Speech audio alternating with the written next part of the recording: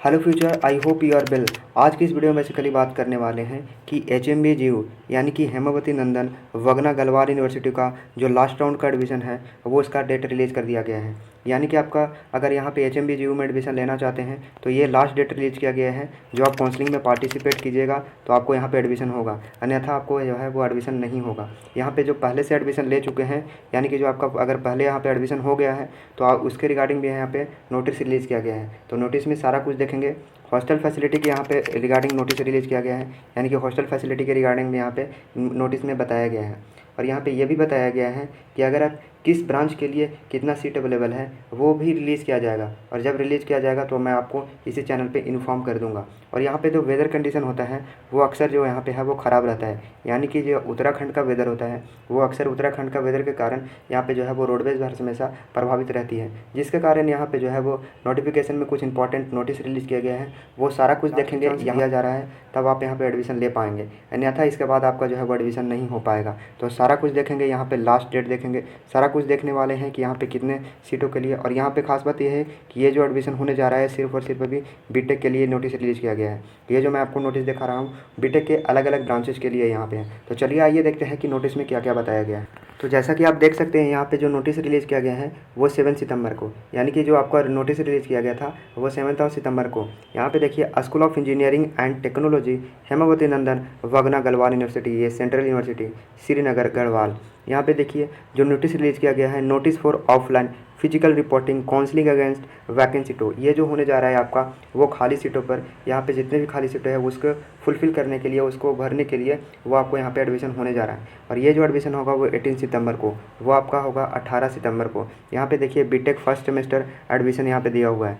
Waste on CUT UG merit, यहाँ पे आपका जो मेरिट होगा वो तैयार वो रेडी किया जाएगा, वो CUT UG के only for the candidate who has already register by due date, यानी कि उनके लिए हो रहा है जो पहले से ही यहाँ पे रजिस्टर कर चुके हैं। It is inform that offline physical reporting counselling based on CUT score 2024। ये जो आपका ऑफलाइन है यानी कि आपको वहाँ पे HMBGU को आपको कैंपस में जाना होगा, फिजिकल रिपोर्टिंग करना होगा, और साथ में आपको जो है वो CUT UG स्कोर कार्ड के यानी कि जितना मार्क्स आया है उसके बेसिस पे होगा for admission in the first semester BTech. और यहाँ जो होगा बीटेक में होगा वो अलग अलग ब्रांचेज में होगा। तो चलिए आइए देखते हैं कि बीटेक के अलग अलग कौन से ब्रांचेज में यहाँ पे एडमिशन होगा। यहाँ पे देखिए इंस्ट्रूमेंटल इंजीनियरिंग होगा, आपका इंफॉर्मेशन टेक्नोलॉजी IT होगा, मैकेनिकल इंजीनियरिंग ME होगा, computer science and engineering CSC, electronic and communication engineering ECE programmes in this university. ये सब जो है वो अलग अलग ब्रांचेज में प्रोग्राम्स जो हैं वो आपका ऑफर किए जाते हैं।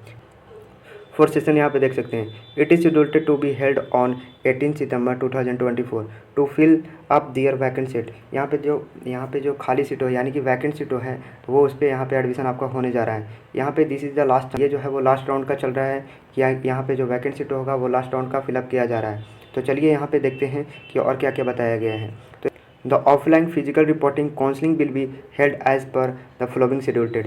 यहाँ पे देखिए कि आपको जो है वो काउंसलिंग का शेड्यूल डेट, यहाँ पे टाइम टेबल सारा कुछ दिया गया है। यहाँ पे देखिए यहाँ टेबल 1 में क्या बताया गया, admission in BTech IE IT ME CSC ECE first merit list. यहाँ पे देखिए फर्स्ट सेमेस्टर यहाँ पे, तो यहाँ पे सारा कुछ दिया हुआ है। यहाँ पे ब्रांचेज भी यहाँ पे सारा कुछ यहाँ पे गिवन है कि कौन कौन सा ब्रांचेज में आप यहाँ पे देख सकते हैं कि आप जो इंटरेस्टेड जिस ब्रांच में है वो क्या यहाँ पे जो ब्रांच है वो अवेलेबल है, यहाँ पे आप देख सकते हैं। यहाँ पे देखिए रिपोर्टिंग डेट एंड टाइम दिया गया है, वो आपको 18 सितंबर यानी कि आपको 18 सितंबर को जाना होगा।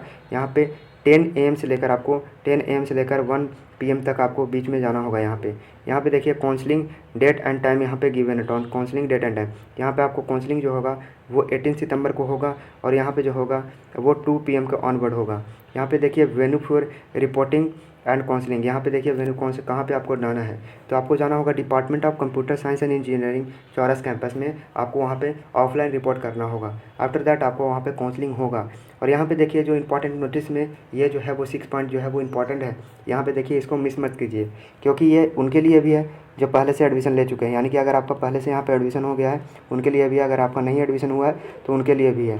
तो चलिए आइए देखते हैं कि यहाँ पे क्या क्या बताया गया है। Candidates should have register for admission in first semester BTech in HMBGU Garhwal university through Samarth portal. आगे आपका उन्हीं को होगा यहाँ पे जो पहले से यहाँ पे समर्थ पोर्टल के थ्रू रजिस्टर कर चुके हैं। Candidate who has already admitted in any branch of BTech programme are not required to report in offline reporting. यानी कि पहले से जो आपका यहाँ पे एडमिशन हो गया है, पहले से सिलेक्टेड है, उनका एडमिशन हो चुका है, तो आपको यहाँ पे ऑफलाइन रिपोर्ट नहीं करना है। Their branch upgradation will be taken care of automatically as per their preference. यानी कि आपका जो ब्रांच का अपग्रेडेशन होगा आपके प्रेफरेंस के अनुसार होगा, यानी कि जिस तरह से आपने प्रेफरेंस में दिए थे उसी के बेसिस पे होगा। यहाँ पे देखिए vacant seat matrix will be display at university website on 14 सितंबर। यानी कि यहाँ पे अलग अलग ब्रांचेज में कितना वैकेंट सीट है वो डिस्प्ले होगा 14 सितंबर को, और जैसे ही वैकेंट सीट रिलीज़ किया जाएगा मैं आपको यहाँ पे अपडेट कर दूँगा। तो इस चैनल को सब्सक्राइब कर लीजिए ताकि आपका जो है वो HMB के रिगार्डिंग यहाँ पर आप इन्फॉर्मेशन मिस ना कर पाएँ।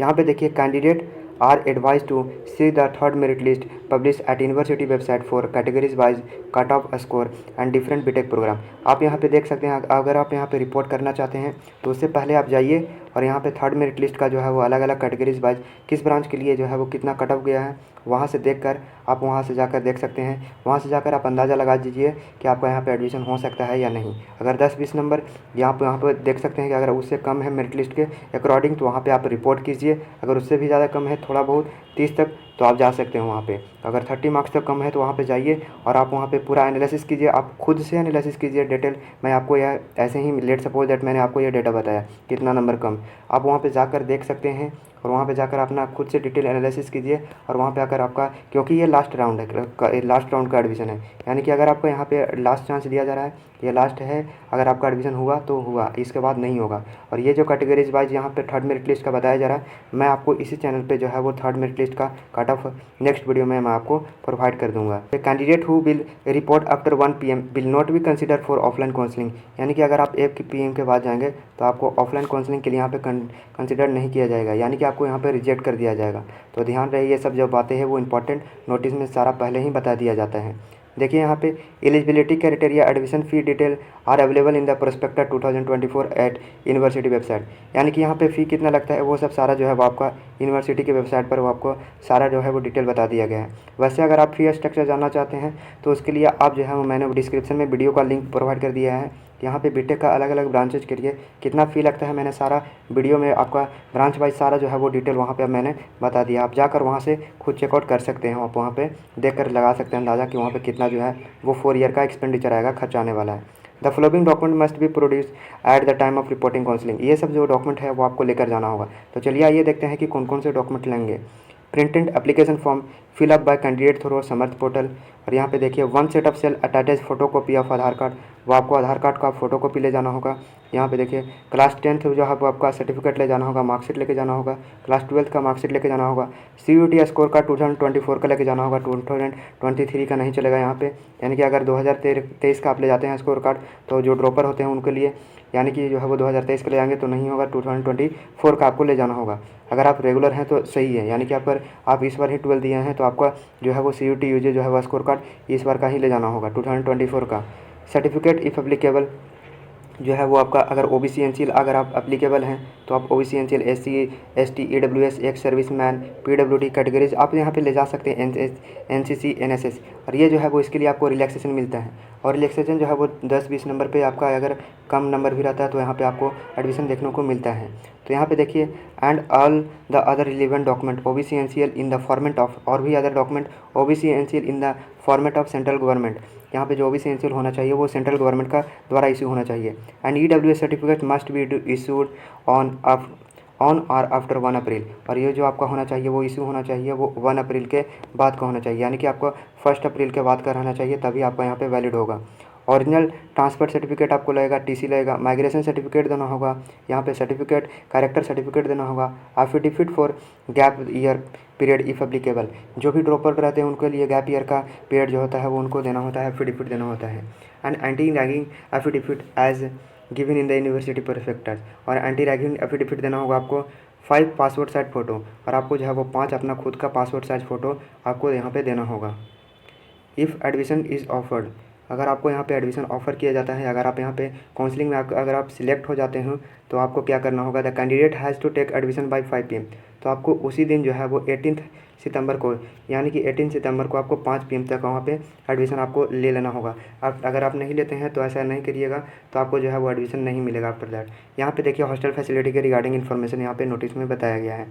Note that the university has a limited hostel facility, and university does not provide hostel accommodation to all the admitted student. यहाँ पे जो बताया गया है कि यूनिवर्सिटी जो है वो नहीं प्रोवाइड कर सकता है, यानी कि सारे स्टूडेंट का यहाँ पे एडमिशन होता है, वो सारे लोगों का हॉस्टल फैसिलिटी नहीं मिलता है। तो इसके लिए आप जाइए यूनिवर्सिटी की वेबसाइट से, वहाँ से है जो आप सेपरेटली वहाँ से जाकर अप्लाई कर सकते हैं। आफ्टर दैट आपको वहाँ पे सीट मिलेगा। यहाँ पे देखिए कि वेदर कंडीशन के बारे में क्या बताया गया है। In view of present weather, यहाँ पे देखिए in view of present weather road condition of the region the candidate are advise to arrive 1 day before the reporting date. यानी कि आपको यहाँ जाना होगा, यानी कि आपको 18 सितंबर को काउंसलिंग होगा, तो आपको उससे पहले रिपोर्ट करना होगा, क्योंकि उत्तराखंड का अक्सर ये देखा जाता है कि वेदर के कारण वहाँ का जो रोडवे होता है वो प्रभावित रहता है। इसके कारण आपको यहाँ पे काउंसलिंग में पार्टिसिपेट कर पाएँ फिजिकल रिपोर्टिंग में, इसके लिए आपको 1 डे पहले जाना होगा, यानी कि 17 सितंबर को आपको वहाँ पे रिपोर्ट करना होगा, तभी आपका जो है वो यहाँ पे काउंसलिंग में पार्टिसिपेट कर पाइएगा, अन्यथा जो है वो आप नहीं कर पाइएगा। तो आई होप कि you understand each and everything. If you understand then please subscribe this channel and please stay tuned to get latest update. Thanks for watching.